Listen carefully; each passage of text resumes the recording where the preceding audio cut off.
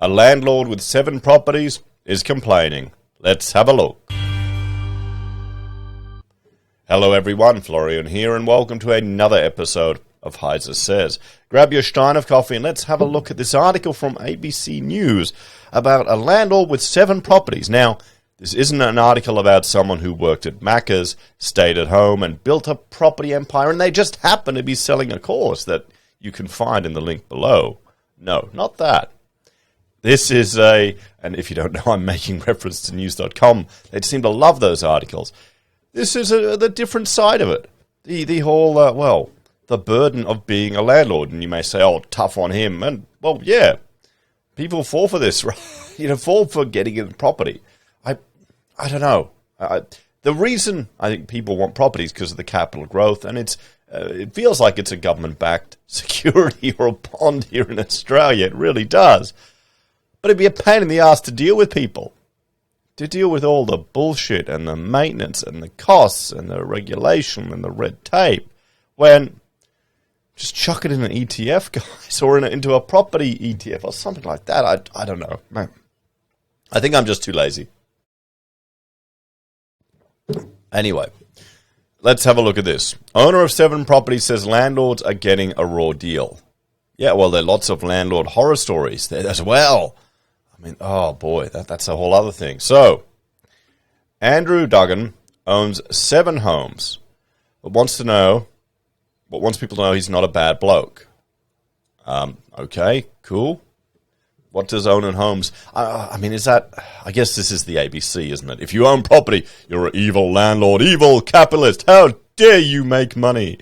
How dare you provide a service that people need to live in comfort? Oh, no. I mean, come on. There's nothing. If you want to own 7 homes, go ahead. But all residential homes, maybe you want to diversify your portfolio a little bit. I'm just saying. I know that's Australia. We're not allowed to do it. He's been flipping properties in Queensland from a home office in Sydney for 25 years and seems acutely familiar with the public perception of landlords. Okay, so he's been doing it forever. Well, I think it's the ABC perception of landlords, or probably the leftist perception of landlords. I mean, I feel sorry for him. Honestly, the little rental we have there, all the maintenance issues they've had in just the time we've been there. The previous tenant was not previous to us, but years ago, there was a hoarder living next door, and their son rented that place. And, I mean, this hoarder house had stuff everywhere. And some of the older neighbours were going, yeah, it's great. If ever I needed some sheet metal, they had it lying there. They'd give it to me. They were great neighbours. But the new guy came in, cleared it, gutted the whole thing. And there was still stuff underneath this rental years later, like all underneath the bottom of it. So, of course, we're there telling them that's a fire hazard. You need to get rid of it. And, all these additional just burdens. So landlords are very unpopular people. Really? Okay. There's the perception of the evil landlord, the cinematic slumlord idea. And there's a perception that landlords are sitting on piles of cash and sitting around on our yachts. Yeah, that's a fantasy. I think many Australians have been kind of pushed by the government with negative gearing and everything to provide social housing or low-cost housing. The reality is, whilst we have the titles to these properties, they're very much mortgaged. Yeah, and we've seen that. How many people were struggling when you couldn't kick renters out, when they couldn't pay rent. I think there's still some over in the US. I'm hearing stories where people can't even get anyone out. He insists he's not doing an interview to cry poor, but despondently declared the good times for landlords are over. Well, look how high rents are going now. I mean, rents are just going nuts. But, I mean, here's an example. We can't renew month to month. So you've got to tell them, because they can't kick you out without so much notice. Now, there was legislation that was brought in. And, okay, sure, it helps some people, but then their flexibility of the market of going, okay, we'll stay here a month. Can't do it. You've got to let them know 3 months ahead. A long-time advocate of buying up real estate, he considered selling up and getting out of the property game. Mr. Duggan said the decline of his lucrative portfolio began 5 years ago when he was locked into an excessive interest rate with a major bank. He is also critical of tenancy laws and state-based land taxes. Oh, it's getting even worse. In Queensland, they're going to tax you on property that isn't even in our state. That isn't even in our state. I don't understand how anyone can think that's fair. Okay? So this is when idiots say, oh, you've got to pay your fair share of tax. How is that fair? How is that fair? It's not fair. How could the Queensland government tax you for property you own in other states? Bullshit. Utter bullshit. After years of advocating for housing organisations, the Victorian, Tasmanian and ACT governments have recently banned landlords from evicting tenants without grounds. There you go. I mean, see, guys, I'm sure you get the great capital growth in property. You got to deal with people. You got to deal with the government. What about property ETFs, guys? Can liquidate it in an instant, get your money in 3 days. Queensland, where most of Mr. Duggan's properties are located, also banned the practice, except at the end of a fixed-term rental agreement. As far as I can see, landlords have next to no rights and tenants have all the rights. Yeah, it's turning into Europe. It's turning into Europe, guys. It's kind of swung a long way in that direction, and it's probably swung too far, he said. Welcome to a socialist Australia, guys, where the state, it's almost a little fascist, isn't it, where the state tells you what you can and can't do with your private property. Mr. Duggan said the default position of civil tribunals adjudicating disputes between property owners and their renters was the property owner will always lose. Yeah. He said he had increased the rent in at least one of his properties over the last year due to increases in Queensland land tax. There you go. See, this is how the taxes that they put on these evil landlords will increase rent for people who are probably struggling to buy a bloody house. Okay? Don't blame the landlords. Blame the bloody government who taxes you out the arse compared to other countries in the world. We're right up there. Okay? Don't kid yourself.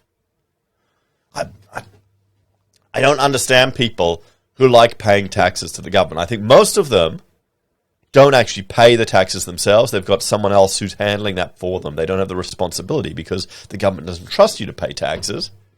So your boss takes it out of you, gives it to the government, and then you get a little bit back at tax time. Oh, how nice of them, because you paid too much. Let's not forget all the other GST and other rubbish they hoover out of you. But here, this is it. Right here. A Queensland government decision is increasing rents. Okay? Affecting housing affordability. We've got another article we'll look at where a family has had a shocking weekly rent increase. Who are they going to blame? We'll see. We'll look at that article next. Who are they going to blame? I bet you it's not. I'll be shocked if it's the Queensland government. I'm not a charity, that's for certain. I think we're fair with our tenants. We don't want to profiteer from our tenants. But we do want to create an equilibrium between our incomings and outgoings so we're not going backwards. He said, yeah, no, that's right. You're not a charity. You shouldn't make a loss. If the government puts increases burdens on you, you need to pass them on. That's what happens. It's always the consumer that pays every time. Taxes are not good. They're artificial. The couple rent their apartment out for 10% less than it's worth. Well, there's actually a limit to how little you can rent it out. If you go down too far below market prices, the ATO will nab you. You won't be able to write off as much. Let me know in the comments if you know any greater detail about that. I want to look into it a bit more. But yeah, no, you can't do it. When Thomas Shafi and Katrina Alcorn bought their own apartment and left the rental market 5 years ago, the Melbourne-based couple were overwhelmed with relief. As tenants, before owning a home, we've been in some situations with great landlords, and we've been in some situations with terrible landlords. We had uncertain housing in our lives too. With the pair now considering starting a family, they deemed their one-bedroom Heidelberg Heights flat too small and have decided to upsize, but said they felt icky trying to cash in on the tightening real estate market. Felt icky? I mean, come on, mate, you're fine. Make money. Where's the husband? Is he a husband or are they a couple? Well, number one, get married like an old boomer that I am now. But, you need to build wealth for your family. Don't worry about it. Deal with it. Okay? Don't feel icky. Icky. Even that's a childish, bloody word to use, isn't it?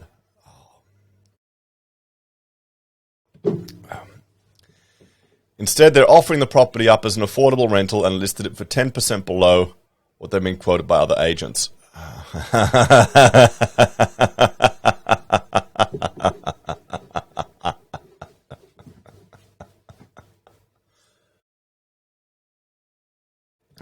How long do you think till they get hardened?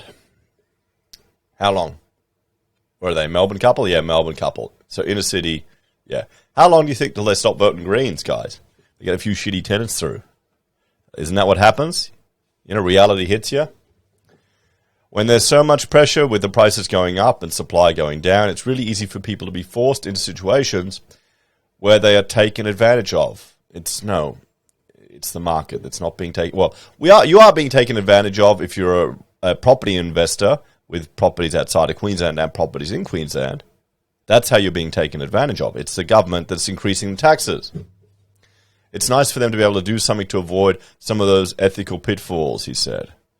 I don't want to do what other people have done to us.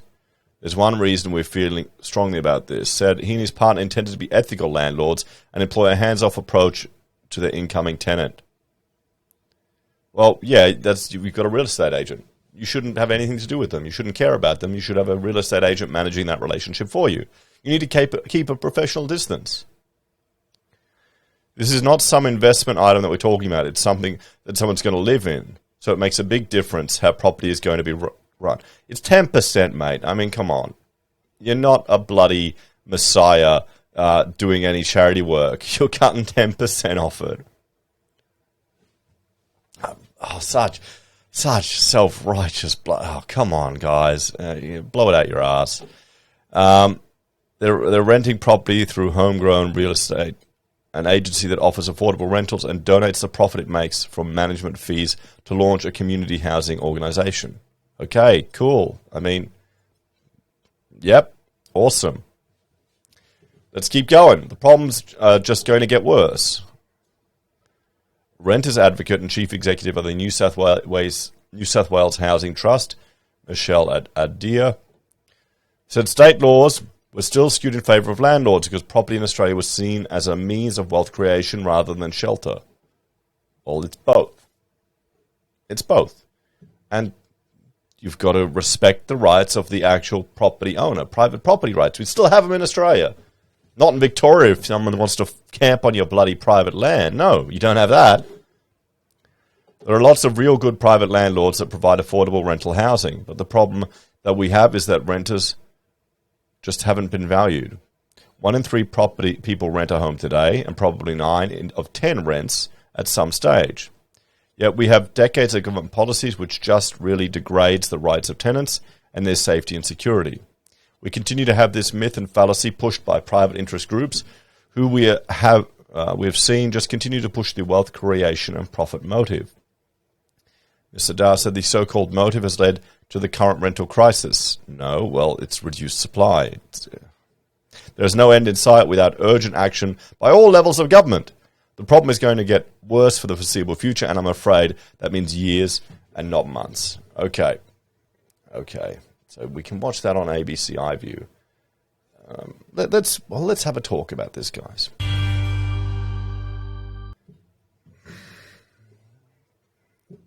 Here's the thing.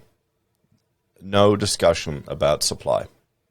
Supply is the issue here, and it's going to be exacerbated. Later today, I've got a 4-hour National Construction Code, a BCA update lecture that I'm going to. Or I'm not going to. I'm doing it remotely. I might live stream part of it, at least to keep me company so I don't fall asleep. But these changes in legislation, we're worried that they're going to have an impact in the footprint of a lot of houses that you need to design, and that's going to have a cost impact.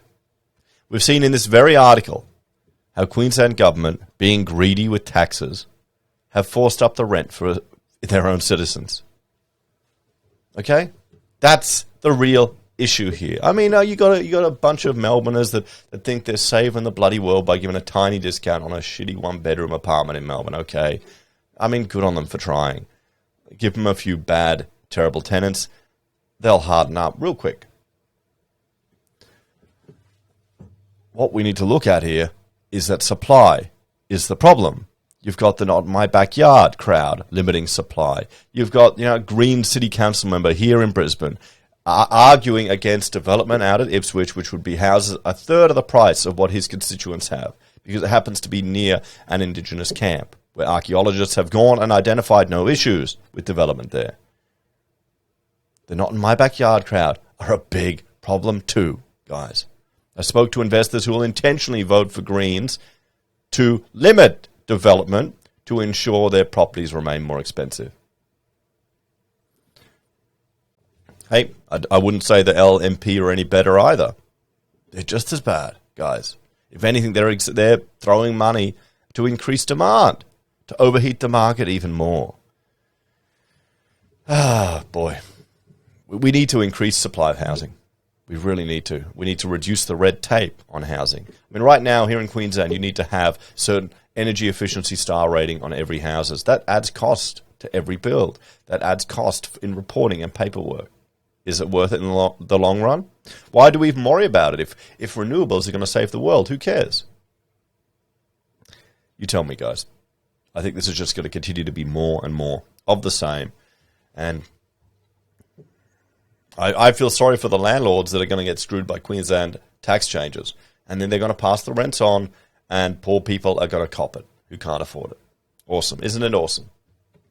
Anyway, thanks for watching. I want to draw your attention to two other channels, my Heise BIM and my HeiseSays International. Heise BIM, I discuss software and tools I use as a professional architect, and Heise International, I discuss the more international news. Make sure you check them out. And if you want to support the channel, you can financially via YouTube or Patreon, using our referral links, buying our pocket squares, or calling us if you need an architect.